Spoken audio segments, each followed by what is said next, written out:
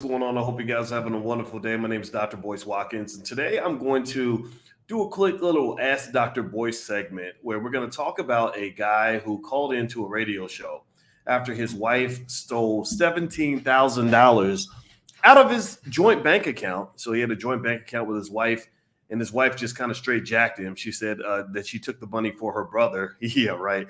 Anyway, I'm going to break some of this down for you and kind of give you a perspective on this. This was on my heart, so I'm going to jump into this topic that I hope to get your engagement on as well. So get comfortable, buckle up your seatbelt. We're going to get started on the Black Financial Channel right now.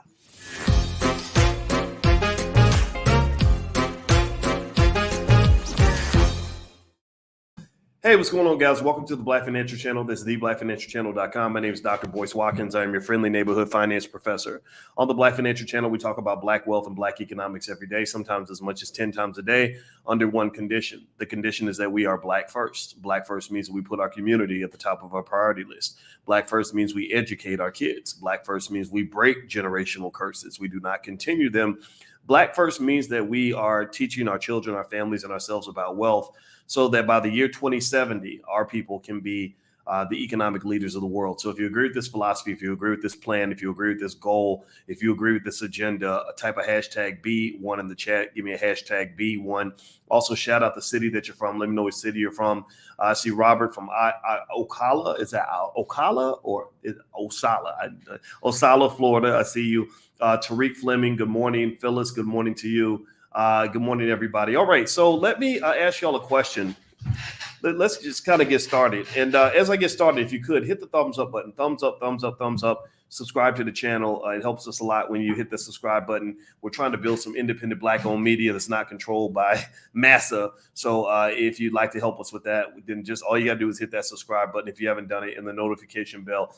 So I see Donnie from Detroit, Linda from Atlanta, Lisa from Omaha, the same home of Warren Buffett. Frank Hauser, good morning to you. Robert James, Doug Sims, I see you. All right, let's see. Auntie already has a story. She says that my friend's wife took $150K 2 months ago out of their joint account and then put a restraining order on him after getting him arrested. Okay, wow. Okay, well, that marriage seems like they could use some help. Well, I wish them good luck. All right, so let me ask y'all a question. Give me a yes or no. A yes or no.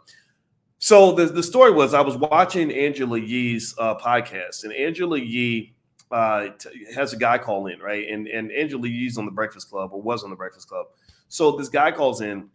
He says, my wife took $17,000 out of our joint bank account, and she says that it was for her brother. She didn't tell me until I confronted her about it.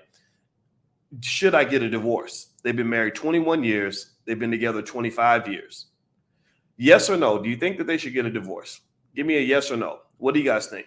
And while you all answer that question, I want to go ahead and make sure I mention the sponsor for today's podcast, which is Ashtay Products. Ashtay Products is a Black-owned hair care company that has helped professional cosmetologists and barbers create first-generational wealth from behind the chair. Help continue this legacy by buying products that help us maintain healthy hair and build a strong community. Buy Black, buy Ashtay. So ashtay.com, that's their website. That's a Black-owned business that's supporting this podcast. We don't take corporate sponsorship from people that are not supportive of our community. So if you have a business or a platform you'd like to have promoted, you can go to drboycefinance.com and purchase a shout out. There's the URL on the screen. So all right. So what do you think? Yes or no? Okay. So I see Donnie says no. Let's see here. Devon says that's why you should put all your eggs in one place. Let's see. Paige says divorce seems extreme. Eric says no, need clarity. I'm going to tell you, I like these responses because it really shows that this platform is for intelligent Black people. And the reason I say that is because when I was looking at it, now, of course, I saw it on the Shade Room. And, the Shade Room is not exactly the place where, intellectual conversations are necessarily encouraged all the time. And on there, I saw a lot of people saying, get rid of him, girl, divorce him. That's it. It's over, stuff like that. Now, here's the interesting thing. So I was sitting there watching this, right? And here's what I'm thinking, right? Maybe I'm not a lawyer, but maybe this is part of the lawyer in me. I'm not a lawyer, but this is the lawyer in me. I remember thinking when he asked this question, why is he even asking the question to her? What is it about being a radio show host? No disrespect to Angela Yee, by the way. I like Angela a lot. I've met her several times. I've been on the Breakfast Club maybe four or five times. I can't remember, but I liked Angela. I met her. I think she's an awesome lady. But I really need to know what qualifies her, or anybody on that show. And I'm not just pointing out Angela, but what qualifies her to answer that question? I mean, give me a yes or no. I mean, is Angela Yee married? Does she? How many years has Angela Yee been married? I'm looking. I see she is a radio host. She's 46 years old. She was born to a Chinese mother and an Afro Montessorian. She's a Chinese father. I'm sorry, an Afro Montessorian mother. She attended Poly Prep in Brooklyn. I'm seeing her radio career. I'm seeing other endeavors. I'm seeing philanthropy. I don't see anything in her background that just even says that she should be a person you should be asking about advice on your marriage. Now, I'm not trying to take anything away from her. It's not her fault the guy asked her the question. And this is not any sort of diss on anybody who chooses not to get married. I get it. I think I didn't get married till I was 40. Well, I proposed when I was 46. And then I got married when I was, I guess, whatever age I was a year and a half ago. So I'm not sitting here trying to say that she needs to be that's her fault, right? I'm not here to say that she has nothing of value to add to the world. I'm really trying to make a deeper point on this before we even dig into this. Now, if you want my 2 cents on it, I'm gonna give you my 2 cents, but just remember, it's only 2 cents. It's not $1. It's 2 cents. It's not $1. Okay. It's maybe because I have a PhD in finance. Instead of it being 2 cents, maybe it's 2 quarters, because I could talk about the financial side. My wife is a relationship therapist with a full license. She's been doing it over 20 years. The reason I point this out is because one of the problems that I see, and this is maybe something I'm just observing on the internet, is that you have a lot of people getting relationship advice from people who don't even have relationships. Why in the world would you get relationship advice? Why would you get marital advice? I mean, you think about this. When a marriage breaks up, you're not just breaking up two people. It's not just like breaking up with your high school sweetheart. This is destroying a family. This is ending a massive legacy. Do you understand what I'm saying? Do you get what I'm saying? Give me a yes in chat if you follow what I'm saying. So that's huge. Your marriage is an institution like a bank or like a church or like a school. You know, it's an institution. So why would you, I would question the brother who called in with the question. I would say, why in the hell are you asking Negroes on the radio their opinion about what you need to do about the institution that you are the CEO of? You are the CEO of your last name. You are the head of this organization. Here's the deal. Look, if my bathroom goes bad and I need plumbing done in my bathroom, am I going to go and find a soccer player and have them do my plumbing for me? If I need heart surgery, am I going to go to Dunkin' Donuts and find somebody who makes really good donuts and say, hey, by the way, after you make my chocolate curl donuts, can you cut my body open and fix my heart for me? Right? Why would I do that? That doesn't make any sense. So really what I want, what inspired me to really even talk about this topic was just that first thought of course you're not going to get the right answer because you're asking the wrong people. If you want to understand how to navigate through the intrinsic and just the exhaustive set of complexities that come with managing a marriage and a family, you probably need to talk to some people who have a marriage and a family. Do you get what I'm saying? Am I crazy for saying this? Do I sound like a hater for saying this? Am I being mean to Angela Yee for saying this? I don't think I am. I hope I'm not. And I really want to encourage everybody, get advice from the right people. A lot of people's relationships are not working because they're going to the internet for relationship advice from people who, if you took 2 seconds to research their background, you would find that they ain't never even had a healthy relationship in their life. The reason you listen to them is because they sound good. Or maybe you watch him because he looks good, he's handsome, and you like staring at his hazel eyes while he tells you to go buy his book.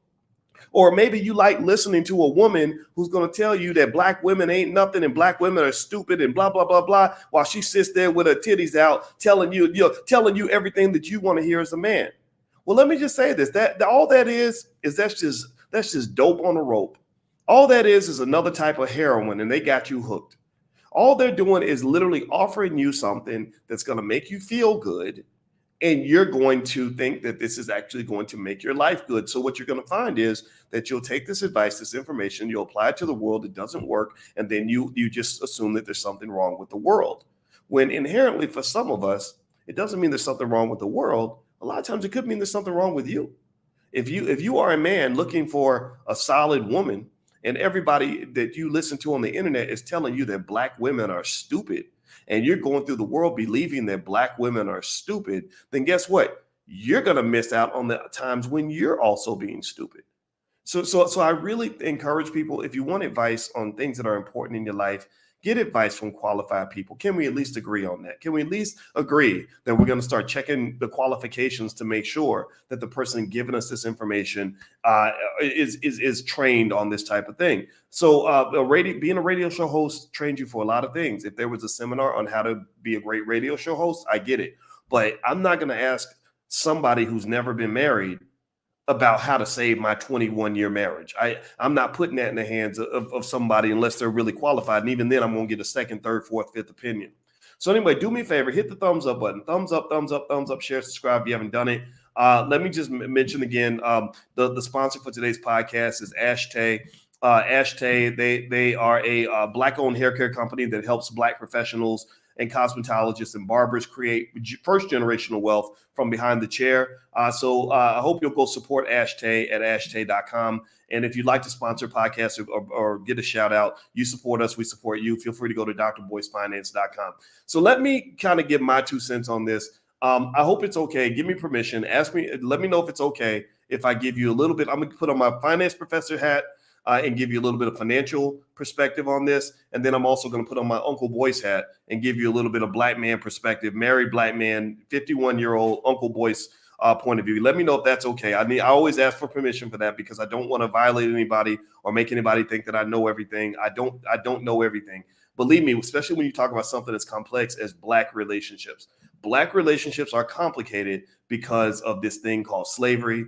It's complicated because of this thing called oppression. It's complicated because of this thing called racism. It's complicated because of this thing called Jim Crow and all these other things. And then you blend integration in the middle of that, and you get a whole messy set of outcomes in a lot of our relationships. A lot of our relationships are just upside down and backward because a lot of our families were just so disrupted by what has been done to our people in this country. And the Black women are frustrated because some of these men don't want to stand up, don't want to be men. And some of the men are frustrated because some of the women have become men. And it is very challenging to figure out, okay, are you the dude or are you the lady? Which one you going to be? Because dude looks like a lady right now. I don't know which one I'm trying to deal with right now. Am I dealing with another guy? Am I dealing with somebody I need to nurture and protect? I don't know. So it's hard. It's really, really hard. So here's my thought on this, right? So the financial side of me says that money is one of the leading reasons that people fight in relationships. This is one of the biggest factors in a relationship. If you ever want to have stress in your relationship, then go into a relationship when there's not enough money. I know that people have this feeling, this romanticism that says that you can go and make your money together, and I get all that. But if you do that, you have to really be on code and have a set of values and principles that are going to help you navigate the rough times without placing blame on the other party when there's not enough money in the house. Money pressure is big, which is one of the reasons why, if you want to do a really big favor for your children, prepare them financially by investing for them while they're young, doing things like the $5 a day plan. You can get I have an ebook on it. You can get it on Amazon or anywhere else, or you can get the ebook for free.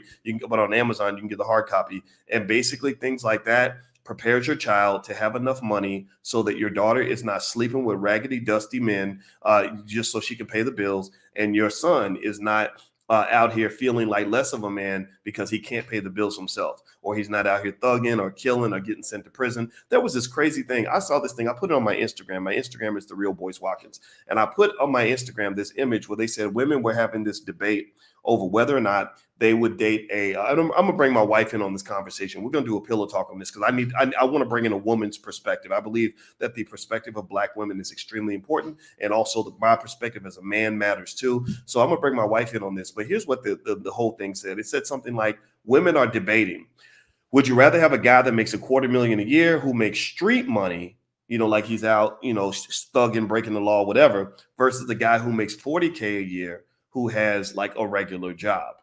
And that debate was really interesting. And some women were like, there is no debate. But there were some people who were honest and said, yeah, that 40K a year guy with a regular job is boring. The street guy is interesting. It's exciting, right? There's always a part of women that likes the bad boy, and I get all that. But what made me sad about that whole conversation is that, first of all, number one, anybody who just thinks that street money's good or whatever hasn't lived long enough to see what it feels like to have your husband go away to prison for 15 years. Or you haven't lived long enough to know how you traumatize your children when you're having them go through prison security in order to see their daddy and watching them scream and cry every time daddy has to go back to his cell with handcuffs on. Anybody who believes that street money is interesting and exciting are people who maybe haven't ever been like sitting in a car with a dude during a drive-by and taking a stray bullet, or watch their little baby get shot because some dude wants to kill your man. I'm not hating on it. I'm not dissing it. I'm just saying that's the reality of it. But you have to live a little bit in order to see those things, or you have to be smart enough to hear other people's stories.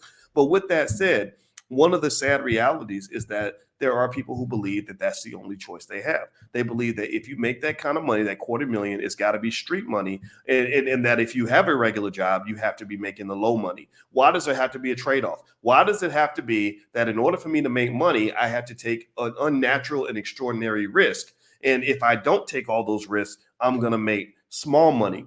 No, that's not the case. How about you make big money without taking the risk? How about we train our kids so they can make the $250,000 without having to go out and take a couple bullets in order to get it? How about they can go out and make a few $100,000 a year without having to do 30 years in prison? What do y'all think about that? I mean, do you think that maybe that could be part of the Black agenda that we have going forward as a community, to say, I want my kids to do well, but I really don't need my kid to be thinking that being a dope dealer or a thug or a drug addict or running the streets or popping caps at people and all this other stuff is the way that a man's supposed to live? Because there's a dark side to that the media never shows you. They glorify it in music, but they don't actually show you what it feels like to be in front of a judge when the judge says you will be away at prison for 35 years. And then you go to prison and people are beating you up and trying to rape you for the next 30 years of your life. That is a nightmare.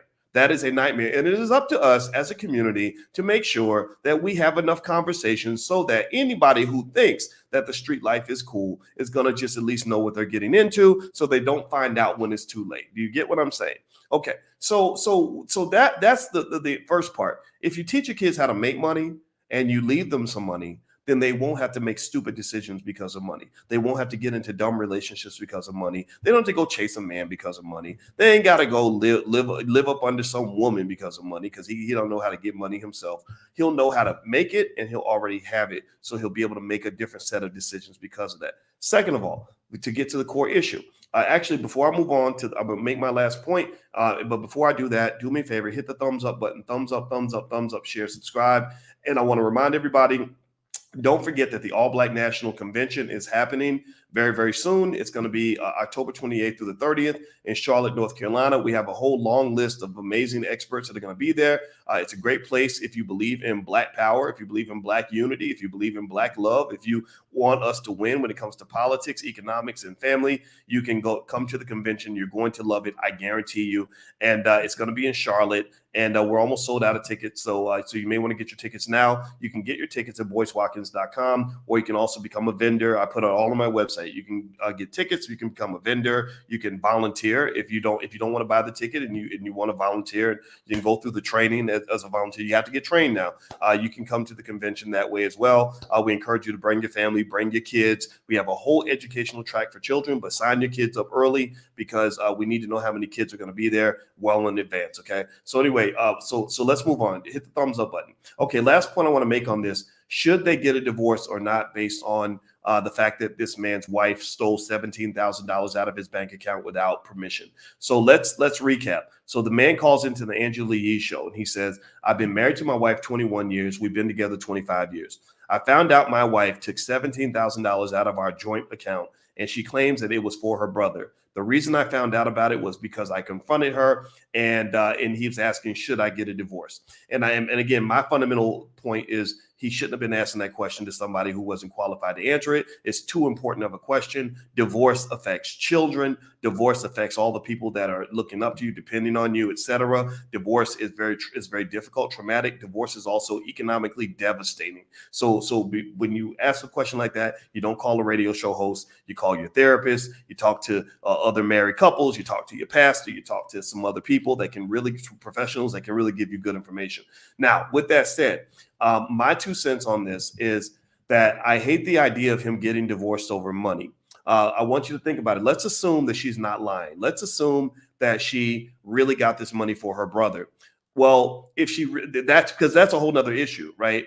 If you had to confront her and she tells you, oh yeah, that's for my brother, then I would probably go talk to the brother and say, did she really give you this money? Or I try to find out and independently verify that, because honestly, if she hasn't done this over 21 years and then she claims she did it for her brother, I just need to know what's really going on. Are you really out of love with me? Are you really taking care of some dude? Like, what's going on with this money?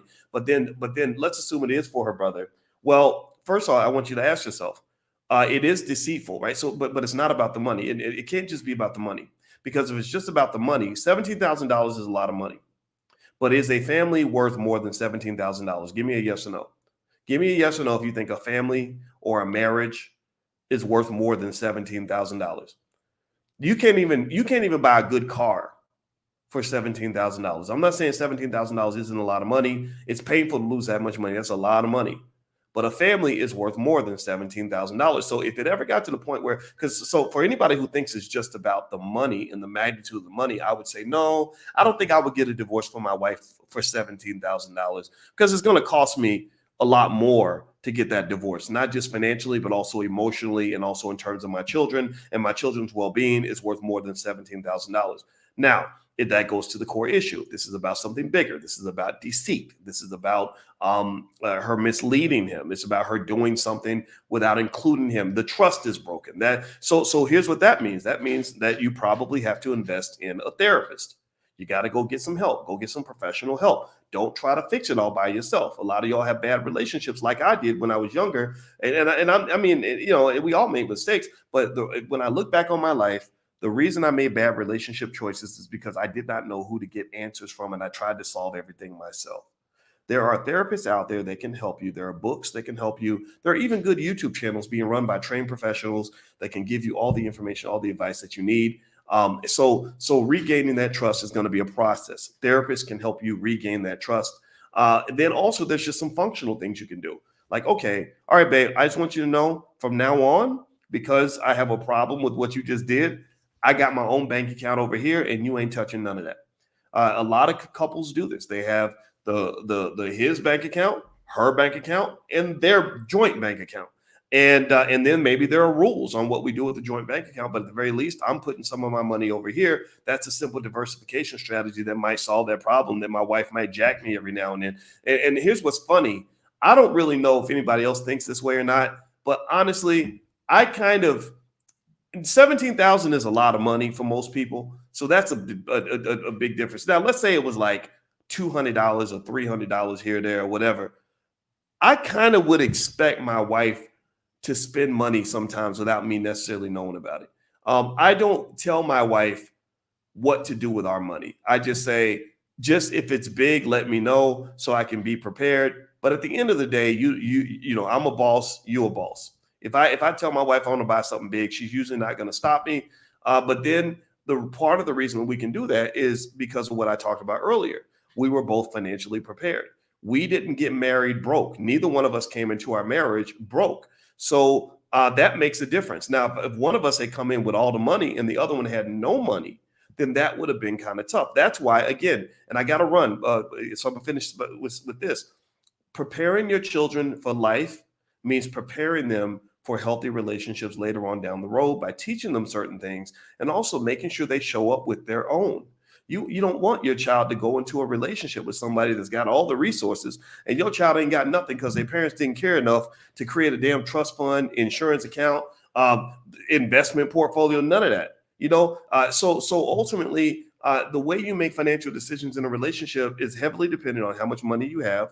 It's also dependent on how much money each person kind of came into the relationship with. Look, it's like, look, if I came in with my own, like my wife, she's a professional that had her own money. Who the hell am I to run up here and talk about woman, we ain't gonna spend none of my money on nothing. I can't do all that because she came in with a certain amount of power, and so did I. And I didn't come in as my friend jokingly calls it the hobosexual. I didn't come in as a hobosexual. Well, these men out here just sleeping with women so they can get money. I came in with my own too. So, and now the challenge though is when two people come together with their own, then each person is gonna kind of have their own agenda too. Money is power. Money is power. I think that's probably the last thing I'll throw in there is money is power. In every situation, money matters. Money is power. So when you show up with empty pockets, just understand 9 times out of 10, in most situations, you're going to have less power than the other person. It ain't right. It ain't fair. It shouldn't be that way, but it probably will be that way. So show up with a little bit of your own so that you don't necessarily have these same problems, and get advice from the right people. Don't be asking no radio show hosts what to do with your family. That's crazy. All right, guys, do me a favor. Hit the thumbs up button. Thumbs up, thumbs up, thumbs up, share, subscribe. I want to give a thank you once again to Ashtay Products, ashtay.com. I'm going to read it again. It's a Black-owned hair care company that's helped professional cosmetologists and barbers create first-generational wealth from behind the chair.